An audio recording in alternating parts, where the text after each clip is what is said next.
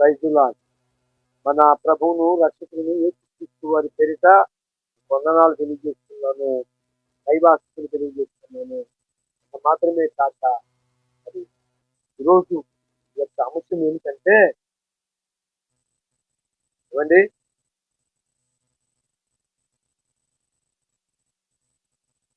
ఈరోజు అనేక రకాలైన పరిస్థితులను మనం చూస్తున్నాం.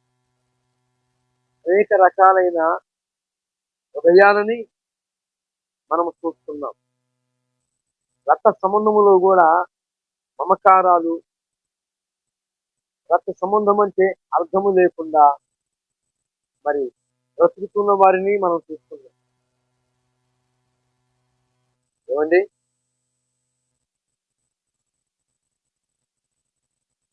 మమకారాలు విడిచి మానవత్వము మరిచి మరి రక్త సంబంధాన్ని మర్చిపోయిన వారిని మనం చూస్తున్నాం.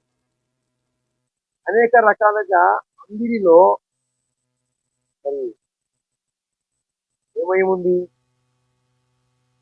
అంటే ఒకటే కారణం, మత్స్సు వార్త మరి 24వ అధ్యాయము మనకిస్తున్న సాక్ష్యం అండి. 12వ వచనములో అక్రమము అక్రమము విస్తరించిన చేత అనేకుల ప్రేమ చల్లారిపోతుంది. ఈ అక్రమము అనే మాట మనం చూసుకుంటే అక్రమము, ఈ అక్రమము అనే ఆ పదములో అనేక రకాలైన పదాలని జోడిస్తుంది. ఏమండి, అనేక రకాలైన పదాలని జోడించుకొని అనేక రకాలుగా మాట్లాడటానికి అది చాలా అక్రమము.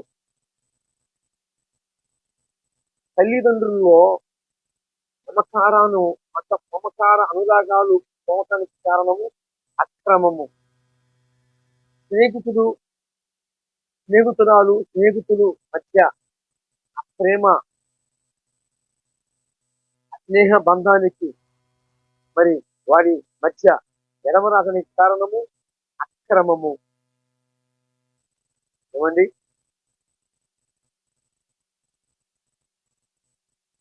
మరి రక్త సంబంధుల మధ్య, అన్నదమ్ముల మధ్య, అక్కచెల్లెల మధ్య మరి ఏమండి వారి మధ్య ఎడమరాగనికి కారణము అక్రమం అనే స్వార్థము.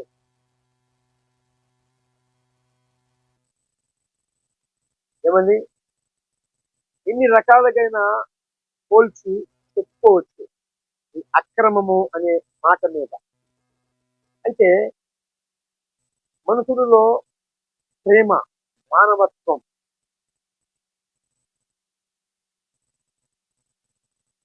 పోవటానికి కారణం ఏమిటి అంటే పరిశుద్ధ గ్రంథము ఒకే మాటలో తేల్చి చెప్పబడింది. ఏంటయ్యా అంటే అక్రమము విస్తరించిన చేత అనేకుల ప్రేమ చల్లారిపోతుంది. అనేకుల ప్రేమ చల్లారిపోవటానికి కారణం ఏమిటి? ప్రథమ కారణము అక్రమము.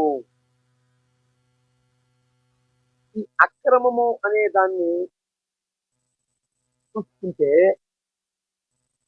ఓ తల్లి బిడ్డలను కూడా గుర్తుకు తెచ్చుకోలేనంతగా అక్రమము సంబంధాలలో లీనమైపోతారు. ఇక బిడ్డలు కూడా తల్లిదండ్రులని గుర్తుకు తెచ్చుకోలేని ఆ యొక్క పరిస్థితి వారి మధ్య ఎడమ చేస్తుంది. ఏంటి అంటే అక్రమమే.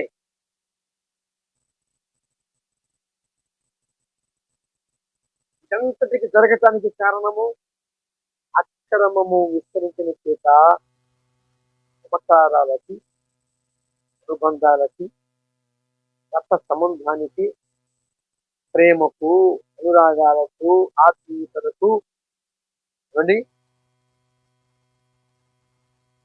స్వార్థం అనే అక్రమము, ధనము అనే అక్రమము. ఏమండోయ్,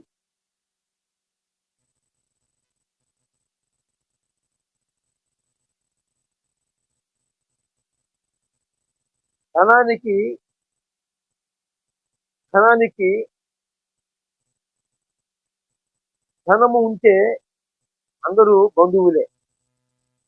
ధనము అనేది లేకపోతే ఎవరు ఎవరికెవరో ఏమవుతారో ఎరగని పరిస్థితి. కానీ పరిశుద్ధ గ్రంథములో దేవుడు ఇచ్చిన మాట ఏంటయ్యా అంటే, యేసు ప్రభువు వారు మనము ఏకత లేని వారిని, అయోగ్యులని, ఎన్నిక లేని వారిని. ఏమండి, ఈ ఎన్నిక లేని వారి కోసము కుటుంబాల్లో కావచ్చు, సమాజంలో కావచ్చు, మరి ప్రాణ స్నేహితుల మధ్య కావచ్చు, అన్నదమ్ముల మధ్య కావచ్చు, అక్క చెల్లెల మధ్య కావచ్చు. ఏమండి, మనము కుటుంబ సభ్యుల్లో కూడా చూసుకుంటే మనల్ని ఎవరు కూడా కనపరిచిన వాళ్ళు లేరు. ఏమండి, మన రక్త సౌందర్యే మనకి వ్యతిరేకులుగా ఉన్న సందర్భాలు. ఈ సందర్భాన్ని మీకు ఎందుకు నేను గుర్తు చేసుకుంటున్నాను అంటే, సమర్థ తన స్వదేశమందు ఘనహీనుడైపోతాడట. అంటే ఘనతకు అర్హత లేనివాడు. ఎందుకంటే వారి అన్నదమ్ముల మధ్య అయినను, వారి యొక్క సమాజంలోనైనను, సమాజం అంతా కూడా అతను వాడ ఆమె ఆమె జీవితము ఆయన జీవితము మాకు తెలియదు కాదు అంటే వారిని అలాగ పక్కనుంచితే అన్నదమ్ములు, రక్త సౌందర్యులు, అక్క చెల్లెళ్ళు, తల్లిదండ్రులుగా ఉన్నవారు వీరందరూ కూడా తన బిడ్డనైనా సరే, తన తల్లిదండ్రులైనా సరే, అందరికీ మాట వర్తించండి. రక్త సౌందర్యులే యేసు ప్రభు వారిని కనపరచలేదు యోహాను సువార్తలో. అవునా కదా? ఘనహీనునిగా ఎంతబడ్డాడు యేసయ్య. సృష్టికర్త అయి ఉండి, పరమ కుమ్మరి అయి ఉండి, ఆయన కూడా మరి ఆ యొక్క మహనీయుడు, మహానుభావులు ఎవరి మధ్య, తన స్వజనుల మధ్య యేసు ప్రభు వారు మానవ అవతారం ఎత్తి ఈ లోకములకు వచ్చి అందరి కోసము ఎలగట్టి ఆయన ప్రాణం పెట్టబోయే ముందల ఆయన కూడా తన స్వదేశం ముందు, తన యొక్క సమాజంలో, తన యొక్క మరి సహోదరుల మధ్య ఆయనని మరి ఏం చేశారు అంటే కనపచ్చల అవమానించారు. ఏమండి, ఈ యొక్క సందేశము, ఈ యొక్క కౌంటర్ ఎవరికయ్యా అంటే మరి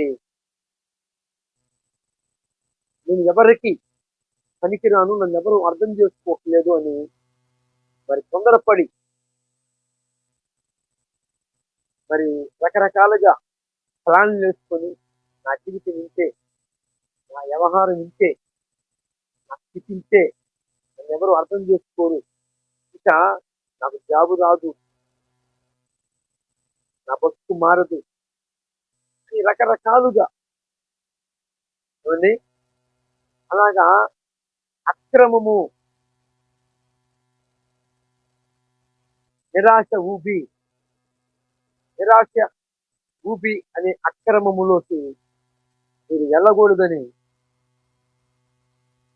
మరి మీరు ఎవరి వైపు చూస్తే ఆ యొక్క స్థితి నుంచి మీరు బయటకు వస్తారు అని నేను మిమ్మల్ని అడిగినప్పుడు, మీరు నన్ను అడిగినప్పుడు మీకు నేను చెప్పే మాట ఏంటంటే,